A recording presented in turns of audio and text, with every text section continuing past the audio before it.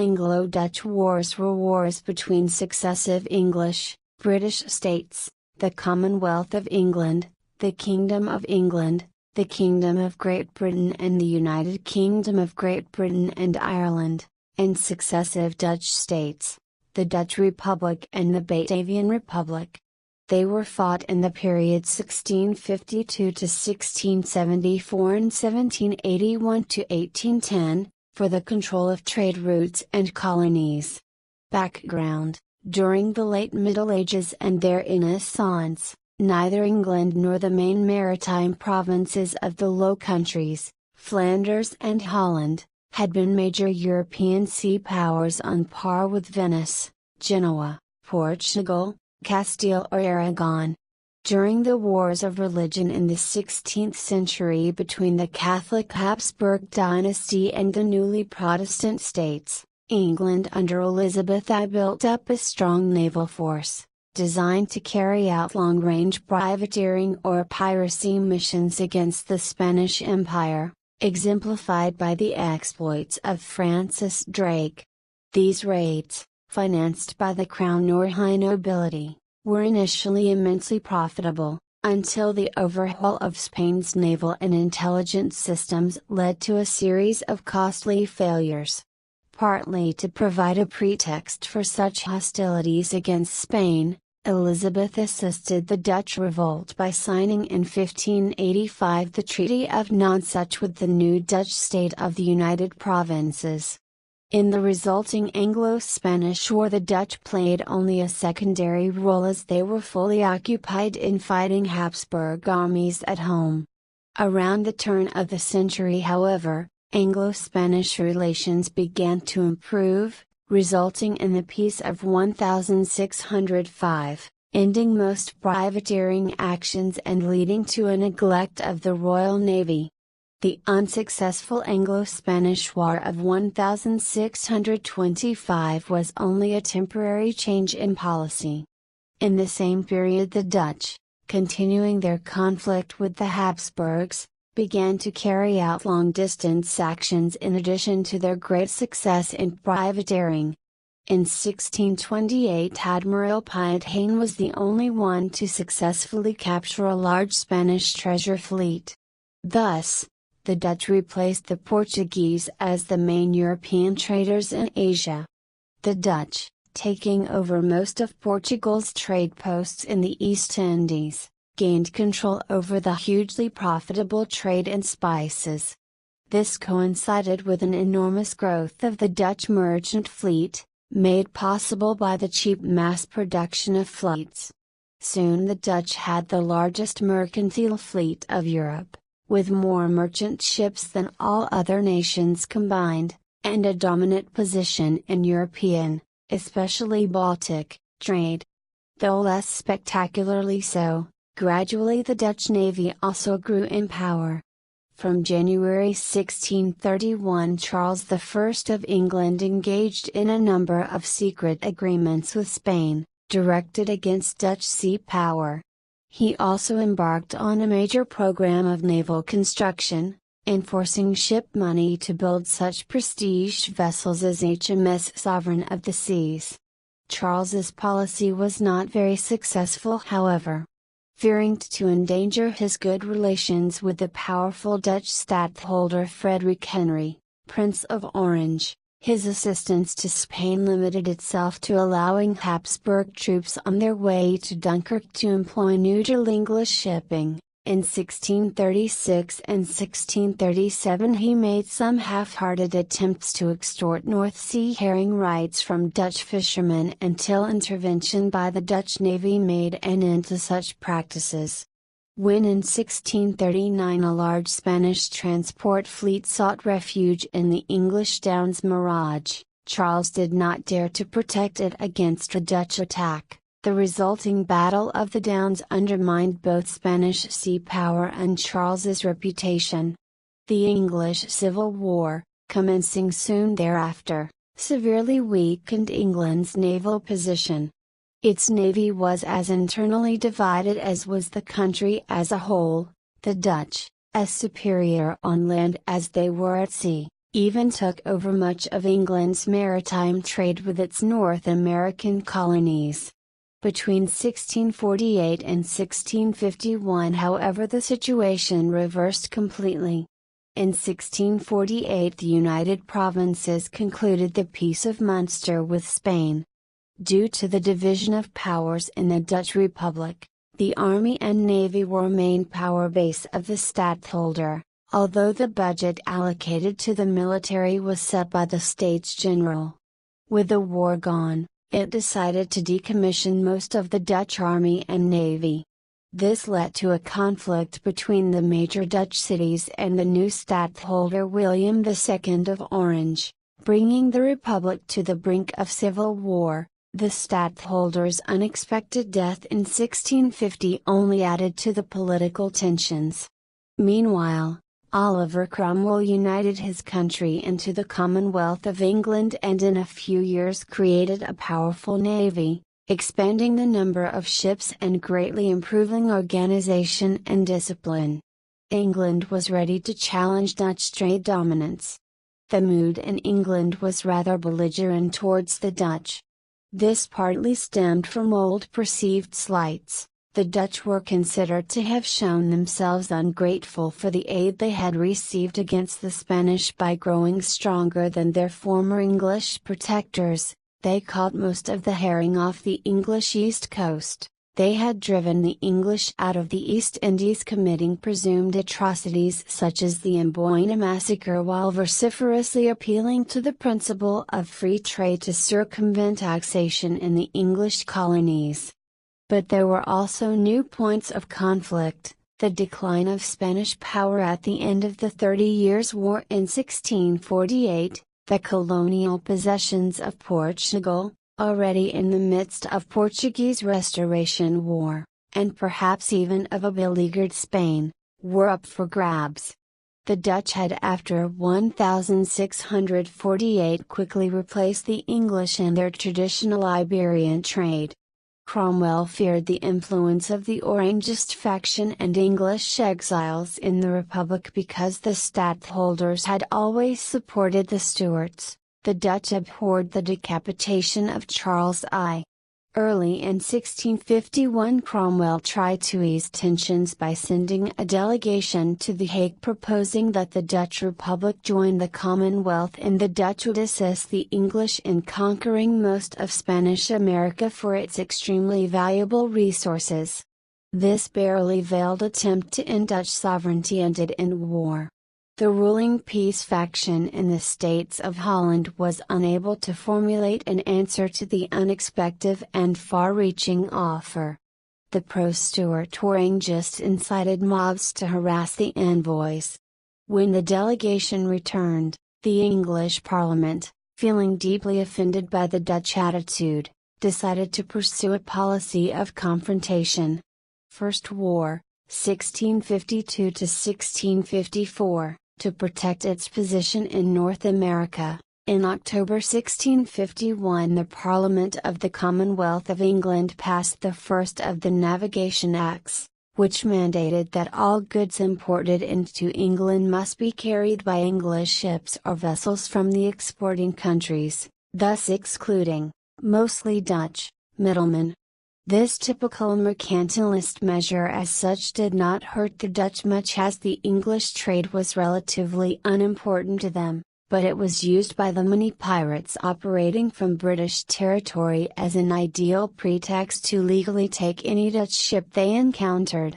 The Dutch responded to the growing intimidation by enlisting large numbers of armed merchantmen into their navy.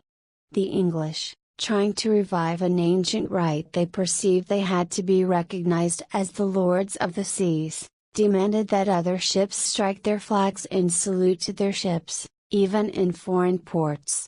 On May 29, 1652, Lieutenant Admiral Martin Tromp refused to show the respectful haste expected in lowering his flag to salute an encountered English fleet. This resulted in a skirmish, the Battle of Goodwin Sands, after which the Commonwealth declared war on 10 July.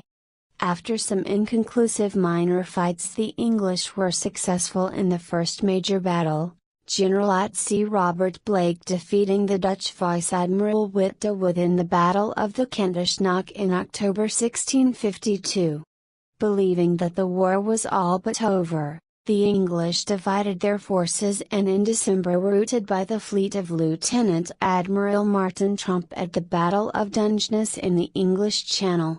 The Dutch were also victorious in March 1653 at the Battle of Leghorn near Italy and had gained effective control of both the Mediterranean and the English Channel. Blake, recovering from an injury, rethought, together with George Monk, the whole system of naval tactics, and after the winter of 1653 used the line of battle, first to drive the Dutch navy out of the English Channel in the Battle of Portland and then out of the North Sea in the Battle of the Gabbard.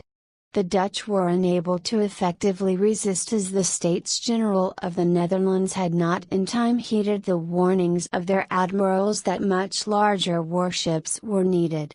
In the final Battle of Scheveningen on August 10, 1653, Tromp was killed, a blow to Dutch morale. But the English had to end their blockade of the Dutch coast. As both nations were by now exhausted and Cromwell had dissolved the warlike Rump Parliament, ongoing peace negotiations could be brought to fruition, albeit after many months of slow diplomatic exchanges. The British captured about 1,200 to 1,500 Dutch merchant ships. The war ended on April 5, 1654 with the signing of the Treaty of Westminster, ratified by the States General on 8 May, but the commercial rivalry was not resolved, the English having failed to replace the Dutch as the world's dominant trade nation. The treaty contained a secret annex, the Act of Seclusion, forbidding the infant Prince William III of Orange from becoming stadtholder of the province of Holland, which would prove to be a future cause of discontent. In 1653 the Dutch had started a major naval expansion program, building 60 larger vessels, partly closing the qualitative gap with the English fleet. Cromwell, having started the war against Spain without Dutch help, during his rule avoided a new conflict with the Republic, even though the Dutch in the same period defeated his Portuguese and Swedish allies. Second War, 1665 to 1667. After the English Restoration in 1660, Charles II tried to serve his dynastic interests by attempting to make Prince William III of Orange, his nephew, stadtholder of the Republic, using some military pressure. This led to a surge of patriotism in England, the country being, as Samuel Pepys put it, mad for war. King Charles promoted a series of anti-Dutch mercantilist policies, expecting that advancing English trade and shipping would strengthen their political and financial position. English merchants and chartered companies, such as the East India Company, Royal Adventurers trading into Africa, and Levant Company, calculated that economic primacy could be seized from the Dutch. They figured that a combination of English naval force and privateering would cripple the Dutch Republic and force the States General to agree to a favorable peace. This war, provoked in 1664, contained quite a few great English victories in battle, such as James II's taking of the Dutch colony of New Netherland, present-day New York, but also Dutch victories, such as the capture of the Prince Royal during the 4 Days' Battle in 1666, which was the subject of a famous painting by Willem van de Velde. However, the raid on the Medway, in June 1667, ended the war with a Dutch victory. It is considered one of the most humiliating defeats in British military history. A flotilla of ships led by Admiral de Ruyter sailed up the River Thames, broke through the defensive chains guarding the Medway, burned part of the English fleet docked at Chatham and towed away the Unity and the Royal Charles, pride and normal flagship of the English fleet. The greatly expanded Dutch navy was for numerous years after the world's strongest.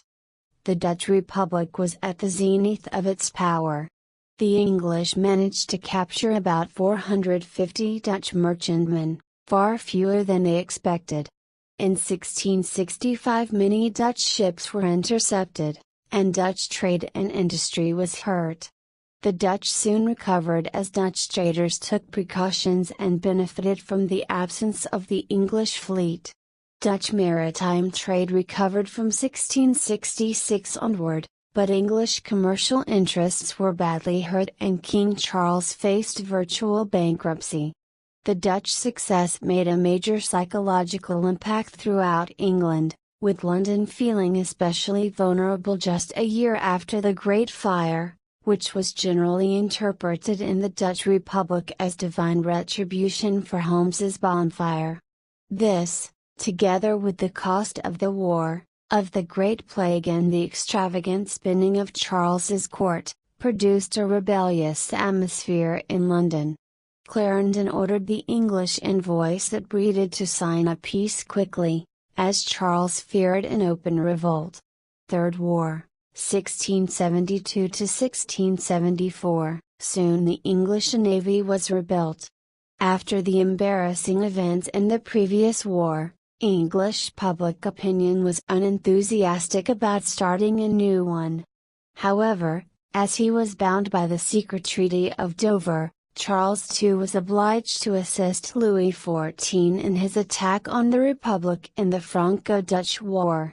When the French army was halted by the Hollandic water line, a defense system involving strategic flooding, an attempt was made to invade the Republic by sea. De Ruyter gained 4 strategic victories against the Anglo-French fleet and prevented invasion.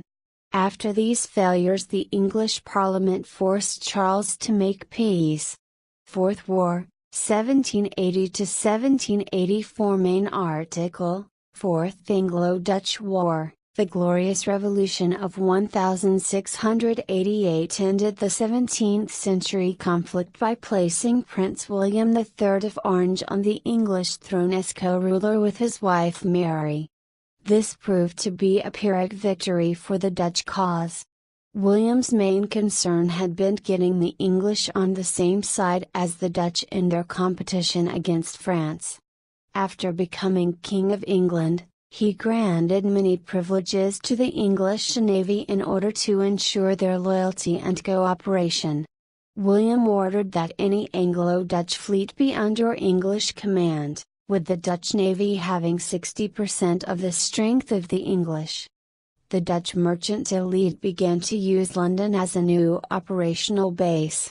Dutch economic growth slowed. From about 1720 Dutch wealth ceased to grow. Around 1780 the per capita gross national product of the Kingdom of Great Britain surpassed that of the Dutch. Whereas in the 17th century the commercial success of the Dutch had inspired English jealousy and admiration, in the late 18th century the growth of British power, and the concurrent loss of Amsterdam's preeminence, led to Dutch resentment. When the Dutch Republic began to support the American rebels, this led to the Fourth War, and the loss of the alliance made the Dutch Republic fatally vulnerable to the French. Soon it would be subject to regime change itself. The Dutch navy was by now only a shadow of its former self, having only about 20 ships of the line, so there were no large fleet battles. The British tried to reduce the Republic to the status of a British protectorate, using Prussian military pressure and gaining factual control over the Dutch colonies, those conquered during the war given back at war's end. The Dutch then still held some key positions in the European trade with Asia, such as the Cape Colony, Ceylon and Malacca.